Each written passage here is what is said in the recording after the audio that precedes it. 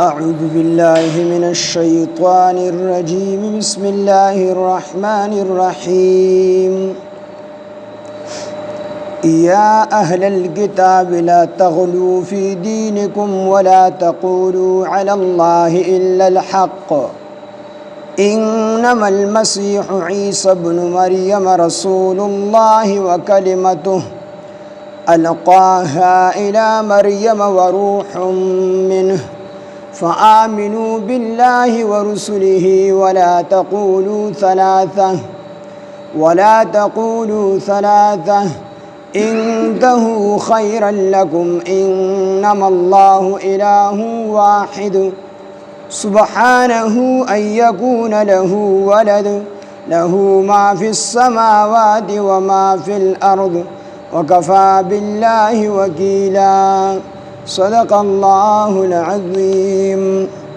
رب اشرح لي صدري ويسر لي أمري واحلل عقدة من لساني يفقهوا قولي رب زدني علما سبحانك لا علم لنا إلا ما علمتنا إنك أنت العليم الحكيم سورة نساء شپږم سپارہ آیات نمبر 171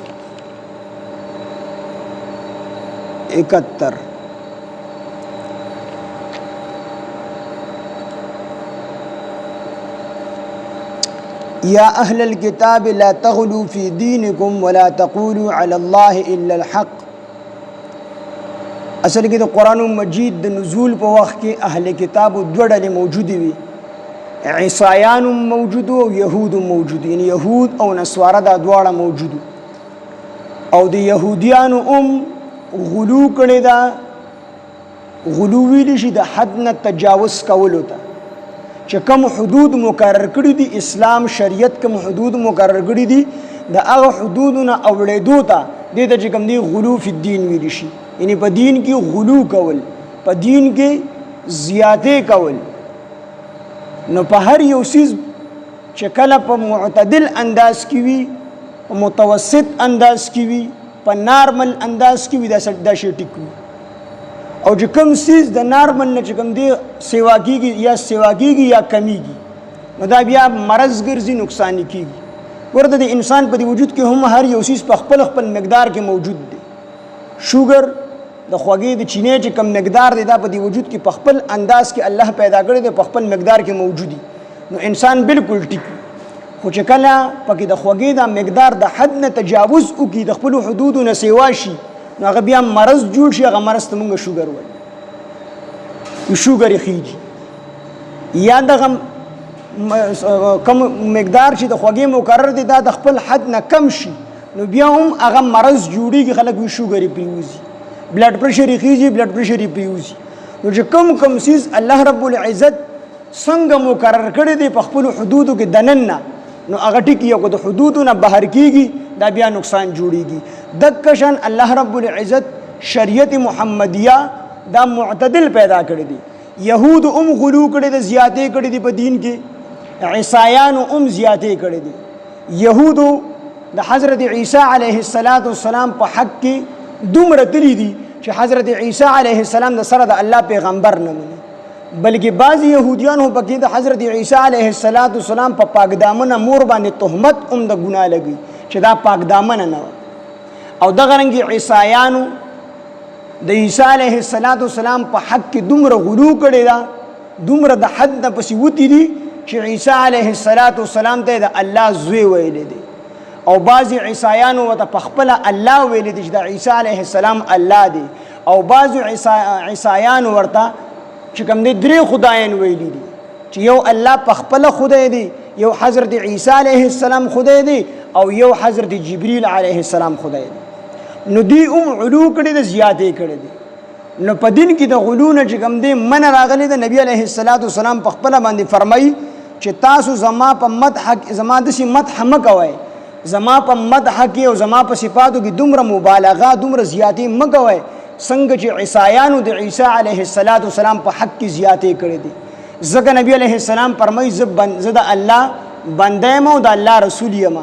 نو ما د الله بنده او د الله رسول وګڼه الله مې مګڼه دغه شان نبی علیه الصلاۃ والسلام بل حدیث مبارک کې فرمایي چې تاسو غلو په دین کې علوم مکوئ ځکه مخکنی امتونه چې کوم هلاک شوي دي نو هغه د دې وجه نه هلاک شوي دي چې هغې په دین کې علو کړې ده په دین کې د حد نه چې کوم دی تېروتي دي نو زمونږ دین الله معتدل پیدا کړی دی درمیانه دی ګوره شیطانان چې ولي شیطانان رمی جمرات چې ورته وایي موږ ته پښتانوي شیطانان ولي نو دا به هم په داسې انداز سره شریعت مقرر کړي دي چې نه به کاڼې غټي نه به وړوکي یعنې د چڼې د دانې نه به لږ غونده کې غټ په دومره کاڼي باندې به رمی جمرات ولي رمی جمرات پکې هغه بودګي غوندې چې هغه به ولي په اوو کاڼو باندې نو بعضې خلک یې په سپلو ولي دا په علو په الدین ده دغه رنګې د یهودیانو په شانتې د خپلو عالمانو د خپلو بزرګانو په محبت کې به دومره غلوم نه کوي چې هغې ته سجدې ولګوي هغوی له خپې ښکل کړي ځکه دواړه خبرې لازمي دي دومره علو به د خپلو علماو سره د خپلو پیرانو سره به دومره محبت او عقیدت دومره هم نه کوي چې هغې د الله درجې ته ور ورسوي بعضې خلک له خپې ښکلي البته لاس ښکلول دا شته دی نبی علیه الصلاۃ والسلام له صحابو لاس هم ښکل کړی دی تندې ورله هم ښکل کړی دی خپې ولې نه دي ښکل کړی نو پیرانو له به خپې نه ښکلوئ په خپو کې به ورته سر نه ږدئ دا علو په الدین ده او دغه رنګې دومره ګستاخي به هم نه کوئ چې بالکل د هغې دغه ولایت ناړو انکار وکړي درمیانه معتدل دواړه خبرې لازمي دي بعضې خلک وایي چې قرآن شته دی علماو ته حاجت نشته دی نو تش قرآن انسان دپاره د هدایت ذریعه نه جوړیږي ځکه چې کو تش قرآن د انسانانو دپاره د هدایت ذریعه جوړېدلی الله به پیغمبر علیه السلام ورسره نه رالیږو نبی علیه السلام الله د قرآن استاذ رالیږلی دی نو دک شان دی د رجال الله هم ضرورت دی بعضې خلک وی چې کله قرآن موجود دی نو علماو ته ساجت دی نو قرآن خو موجود دی خو د قرآن سره رجال الله د الله چې کوم خلک دي په قرآن پوهېدونکي د هغې نه به زده کوي نو ته په قرآن پوهېږه ته به هدایت میلاویږي او بعضې خلکو صرف رجال الله نیولي دي د الله چې کوم دوستان دي هغې نیولي دي او په قرآن د ویاجت نشته دي جاهله پیراني هلته که نه هغې ته چې کوم دی مونځونه ول هم هغې کي روژې ول هم هغې نیسي نو داسې به هم نه کوئ هم به کتاب الله باندې عمل کوئ او هم به رجال الله له چې کوم دی ځای نو هدایت به درته نصیب کېږي نو علو په الدین نه چې کوم دی منه راغلی ده بلکې زمونږ دین ټول چې کوم دی دا معتدل دین دی دی کې په هر یو څیز کې اعتدال دی تاسو ته مې ویلو چې تر دې پورې چې د رسول الله صلی الله علیه وسلم قد مبارک دا نه دنګو نه چې معتدل قد واله سړی وایي کس ویله راغی زه به ټول عمر جهاد کې ځم نبی علیه السلام منع کو نه ستا د دې وجود په تا باندې حق دی ستا د دې بیبي په تا باندې حق دی څه وخت په جهاد کې تېروه څه خپل کور کې تېروه بل کس ویله راغی حضرت زه به ټول عمر چې کوم دی روژې نیسم نبی علیه السلام منع کو ټول عمر به روژې نه نیسئ څو وختونو کې روژې نیسه او څو وختونو کې ستا د دې وجود په تا حق دی کوجه کوه بعضې یو کس ویله راغی د الله پیغمبر زه به ټوله شپه عبادت کوم نبی علیه السلام منع کو ټوله شپه به عبادت نه کوئ څه شپه عبادت کوه او څه چې کوم دی خوب کوه نو زمونږ ټول دین دا معتدل اعتدال والا دی نو د دې وجې نه الله پاک چې موږ ته فرمایي چې تاسو په دین کې غلو مه کوئ څنګه چې یهودو او نصاراو په دین کې غلو کړی وه نو یا اهل الکتاب اے اهل کتابو لا تغلو تاسو غلو مه کوئ تاسو زیاتې مه کوئ فی دینکم د دین په خبرو کې د دین په خبرو کې زیاتې مه کوئ څنګه چې عیسایان کې چې عیسی علیه السلام د الله زوی وي او څنګه چې یهودیان کې چې عیسی علیه السلام اړو د سره د الله پیغمبر نه مني لا تغلو تاسو غلو مه کوئ فی دینکم د دین په خبرو کې ولا تقولو او تاسو مه وایئ علی الله د الله په حق کې الا الحق مگر حق خبره کوئ د الله په حق کې غلط خبره مګه ډومبه الله وی دین کې غلو مګوي زیاتې او کمې پکې مګوي زیاتې او کمې پکې مګوي او بیا پس الله فرمایي چې ولا تقولوا علی الله او مو د الله په حق لباندې په الله باندې الا الحق مگر حق خبره د الله په حق کې کوي او حق خبره څه ده الله یې مو د الله په حق نو سم وایي عیسی علیه السلام د الله زوی مو وایي عیسی علیه السلام د الله مو وایي مریم علیه السلام د الله مو وایي دغه رنګ جبرئیل علیه السلام ته الله مو وایي ولا تقولوا على الله موعد الله په حق کې الا الحق مگر حق خبره کوي. حق خبره کوم ده انما المسيح بشک چې مسیح یعنی عیسی ابن مریم چې عیسی زوی د مریم علیه السلام دی رسول الله د الله رسول دی. حق خبره ده چې عیسی علیه السلام د الله زوی نه دی الله نه دی بلکې دا څه دی دا د الله رسول دی. وکلمته او د الله کلمه ده. عیسی علیه السلام د الله کلمه ده. کلمه او ته دی وجنه وی امام غزالی رحمه الله لیکلی دي چې د انسان په پیدایش کې دوه عامل وي یعنی دوه سيزونه عمل کوي. یو د انسان نطفه د خزي او د خاون چې کوم ملاپ وشي د انسان نه چې کوم منی خارج شي د خزي رحم ته لړ شي د اغه نه چې کوم دی پر رحم کې اغه منی تر سلويخت ورځې پورې پرتوي بیا سلويخت ورځې چې بتیر شنو د غوخه ټوکړه ته جوړ شي بیا چې سلويخت تیر شنو خپل انسان د سلور میاشت کې جوړ نو دغه نطفه دغه عمل کوونکی د انسان په پیدایش کې او دویم سیز ور سره لفظ کن دی یعنی د الله حکم کن. الله چې یو شی ته کن فیکون شنو هغه شي. نو دا دواړه سیزونه د انسان په پیدایش کې عمل کوي. یو نطفه دویم د الله حکم لفظ کن. دا دواړه سیزونه بعض خلکو نطفه استعمالي کې خود الله حکم نشي د خلکو بچي نشته دي ډیر علاج وکي خو بچي مې نشته دي نو دا د الله حکم نشي دا دواړه سيزونه. نو عيسى عليه السلام د زګه د وکلمته او د الله کلمه ورته د دی وجنه وي چې د عيسى عليه السلام په پیدایش کې نطفه نه و دا یو عامل نو صرف یو عامل چې هغه حکم د الله کن لفظ د الله کن لفظ کونو نو په لفظ کون سره حضرت عیسی علیه السلام پیدا شوی دی. نو د دې وجنه الله او فرمایل چې وکلمته او د الله کلمه لفظ کون ته ویل شي چې الله وی شنو شي. عیسی علیه السلام خو پلار نو نطفه د عیسی علیه السلام په پیدایش کې نطفه عمل نه دی کړی بلکې صرف په لفظ د کون سره پیدا شوی دی. د دې وجنه الله او فرمایل چې وکلمته د الله کلمه دا دویم عامل پکې نه دی استعمال شوی نطفه. القاها چې وروي چوله هغه چې دا وکلمته چې دا کلمه وروا چوله اولېګله الی مریم علیه السلام ده دغه کلمه الله وروا چوله حضرت مریم علیه السلام ده. جبريل علیه السلام راغی د لری نه پوکو دغه په گریوان کې دغه نه الله پاک په خپل قدرت او طاقت سره حمل چې کوم دې ټهراو عیسی علیه السلام پیدا شو. وکلمته او کلمه نو وکلمته د الله کلمه نو یو تفسیر خدا دی چې دا په لفظ کن سره پیدا شوی دی نطفه پکې عمل نه دی کړی نو د دې وجنه وت الله پاک خپل کلمه ویل دا. دویم تفسیر دا دی چې دا کلمت الله په معنی د بشارت الله سره دی. کلمت الله یعنی د الله کلمه دا کلمه په معنی د بشارت سره ده. وکلمته یعنی د الله بشارت د الله اذ قالت الملائکه یا مریم علیه السلام د فرشتي رالی او مریم علیه السلام ته زیر ورو چې ستا بچ کوم دی بچی کی نو دغه بشارت نو کلمه په معنا د بشارت سره ده. وکلمته او دها کلمه القاها چې ورچولې وو الی مریم علیه السلام ته د الله خپل حکم حضرت مریم علیه السلام ته ورواچو. وروح منه او روح د هغه دی وروح منه او روح دا د الله پاک دی. نو دلته کې دا روح د الله پاک دی د دې مطلب دا دی چې روح څه ته ویل شي چې د کوم سیس پاکوالی په پاکوالی کې مبالغه کیږي یو سیس ډیره پاکي بیانېږي داغه اطلاق پر روح باندې کیږي. نو چونکه د عیسی علیه السلام په پیدائش کې نطفه نو استعمال شوی صرف د الله حکم استعمال شو د دې وجنه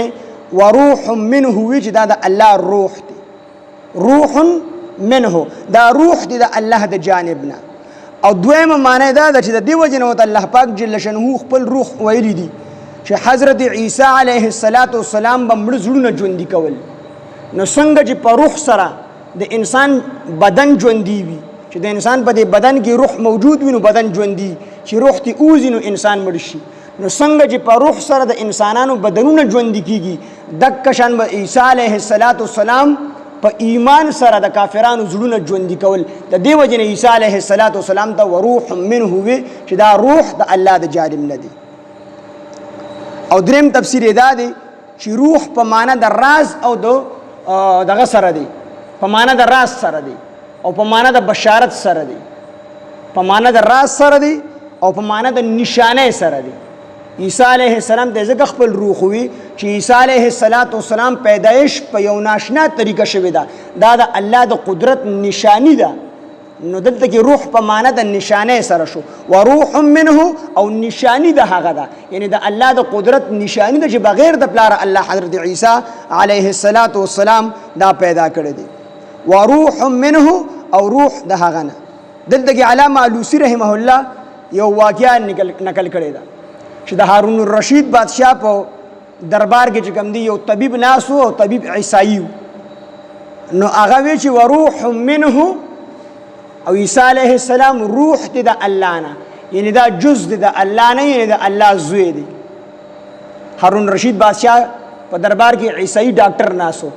هغه وی چې عیسی علیه السلام د الله زوی دی. نو هغه ورته وی څنګه د الله زوی دی؟ وی الله فرمایي چې وروح منه او دی روح دی د هغه نه، یعنی د الله نه روح دی، یعنی د الله جز دی، یعنی د الله زوی دی. نو هلته کې علي بن حسین واقدي دې چې کوم دی ناسو نو هارون الرشید بادشاہ ته جواب ولا ورکا. نو د دې عیسائی طبيب ته وی چې ته د وروح منه نه دا مطلب چې منه ددنه، منه مطلب څه دی چې ددنه، روح ته منه ددنه. نو د دې منه مطلب چې ته جز دی د الله نه، یعنی د الله زوی دی. نو بیا به د دې آیات سره سکه چې الله فرمایي چې وسخر لكم ما في السماوات والارض جميعا منه. الله وی مونږ مسخر کړی دي ستاسو د پاره هغه څه چې په اسمانونو کې دي او هغه څه چې په ځمکه کې دي، جميعا ټول منه د هغه نه دي، د هغه نه، منه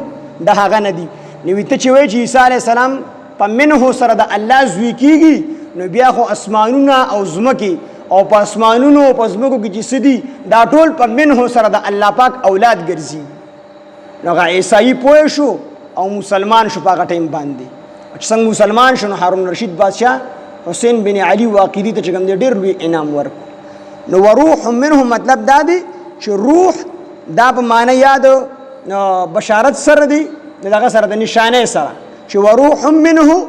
او نشانی ده د هغه، یعنی د الله نشانی ده. او یا دا روح دا په معنی د پاکۍ سره دی. او یا دا چې عیسی علیه السلام روح باندې چې څنګه مړ بدن ژوندي کیږي،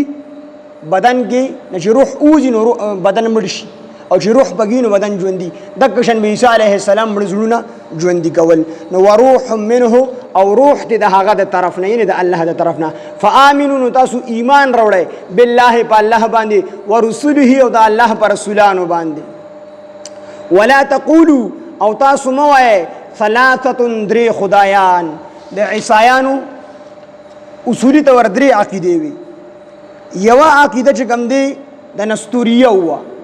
نستوریه به وي چې عیسی علیه السلام دا د الله زوی دی. نستوریه د عیسایانو د ډلې نه یوه ډله ده، دی به وي عیسی علیه السلام د الله زوی دی. دویمه ډله یعقوبیه وه، هغوی به وي د عیسی علیه السلام بذات خود الله دی، یعنی الله په دې کې حلول کړی دی. یعنی عیسی علیه السلام، یعنی الله د حضرت عیسی علیه السلام په شکل باندې دنیا ته راغلی دی. او درېیمه ډله د ملائکیه وه، د هغوی دا عقیده وه چې درې خدایان دي، دا کائنات درې خدایان چې دي، یو الله په خپله دی، دویم حضرت عیسی علیه السلام الله دی، او درېیم حضرت جبریل علیه السلام دی. او په دې ملائکیو کې بله ډله داسې وه چې هغوی به وي یو الله په خپله خدای دی، دویم حضرت عیسی علیه السلام خدای دی، او درېیم بیبي مریم خدای دی. نو د دې د تثلیث عقیده وه د دریو خدایانو. نو الله د هغې عقیدې رد وکړو. الله او فرمایل چې ولا تقولوا تاسو مو وایئ ثلاثه دریو خدایان، انتهو تاسو منع شئ د دې خبرې نه، خیرا دا ډېره غوره ده لکم ستاسو دپاره. انما الله بېشک الله تعالی اله واحد، یو اله دی، یو معبود دی، سبحانه هغه پاک دی، سبحانه الله پاک ته د دې خبرې نه ان یکون دا چې وي له د هغه دپاره ولد س اولاد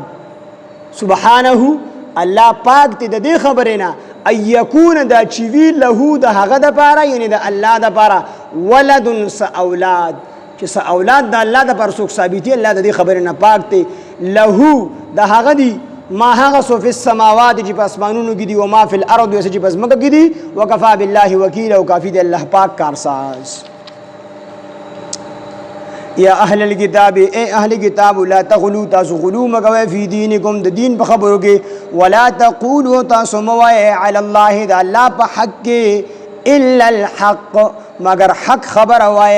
حق خبر دادا چې انما المسيح بشک مسیح عیسی ابن مریم چې عیسی زوی د مریم علیه السلام دی رسول الله د الله رسول دی د الله زوی نه دی وکلمته او د هغه کلمه ده القاها چې ور اچولې وا الی مریم القاها چې وروي چول هغه کلمه یا ور اچولې وا هغه کلمه الی مریم علیه السلام ته وروح منه او روح دې د هغه د جانب نه یعنی د الله د جانب نه فآمنوا تاسو ایمان راوړئ بالله په الله باندې ورسله او د هغه پر رسولانو باندې ولا تقولوا تاسو موای ثلاثه د دریو خدایان ولا تقولوا تاسو موای ثلاثه درې خدایان انتهوا تاسو من شي د دې خبرنا خير لكم دا ډیره غوړه د تاسو د پاره انما الله بشک الله تعالی اله واحد یو اله دی سبحانه هغه پاک دی د دې خبرنا ايكون دا چې وی له د هغه د پاره ولد س اولاد د دې خبرنا الله پاک دی له د هغه د پاره دی د هغه اختیار دی ما هغه سو فی السماوات چې په اسمانونو کې دي او ما فی الارض او هغه څه چې پس مګه کې دي وکفا بالله او کافی دی الله تعالی وکیلا کارساز درو خدایانو ته اجت نشته د ټولو کار جوړونکي د پر صرف یو الله کافی دی چې هغه معبود دی او هغه الہ دی ټولو